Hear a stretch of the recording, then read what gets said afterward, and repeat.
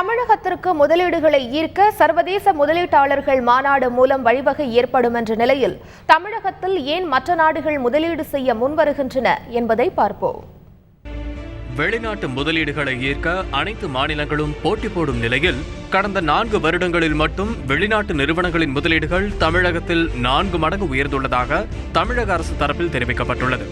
வெளிநாட்டு நிறுவனங்கள் தமிழகத்தில் முதலீடு செய்ய முன்வருவதற்கான முக்கிய காரணங்களை பார்க்கலாம். இந்தியாவின் மொத்த உள்நாட்டு உற்பத்தியில் தமிழகத்தின் பங்கு 8.16%, 3வது இடத்தில் இருப்பதாக மத்திய புள்ளியியல் மற்றும் திட்ட அமலாக்கத்துறை அமைச்சகம் தெரிவித்துள்ளது. இந்தியாவின் மொத்த தொழிற்சாலை உற்பத்தியில் தமிழகத்தின் பங்கு 11% உள்ளது.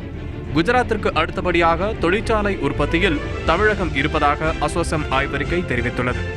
தமிழகத்தில் ஆண்டுக்கு 40 லட்சம் வாகனங்கள் தயாரிக்கப்படுகிறது. 2020ஆம் ஆண்டிற்குள் 60 லட்சமாக உயர்த்த இலக்கு நிர்ணயம் செய்யப்பட்டுள்ளது. தமிழகத்தில் 20 நொடிக்கு ஒரு கார் தயாராவதாக கணிக்கப்பட்டுள்ளது.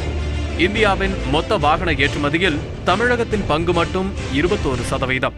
இந்தியாவில் உள்ள தொழிற்சாலைகளின் அளவை கணக்கிடும்போது மொத்த தொழிற்சாலைகளில் 17% தமிழகத்தில் அமைந்துள்ளன. இது இந்தியாவின் மற்ற மாநிலங்களை காட்டிலும் அதிகம்.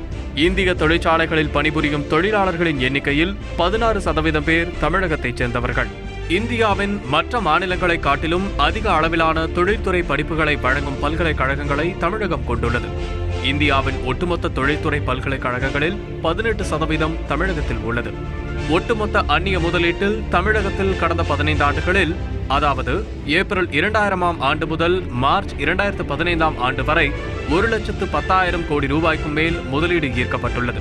பொருளாதாரம், சுகாதாரம், எரிசக்தி போன்ற 9 வளர்ச்சி குறியீடுகளில் முன்னிலை வகிக்கும் மாநிலங்களில் தமிழகம் முக்கிய பங்கு வகிப்பதாக அசோசெம் ஆய்வறிக்கை கூறியுள்ளது.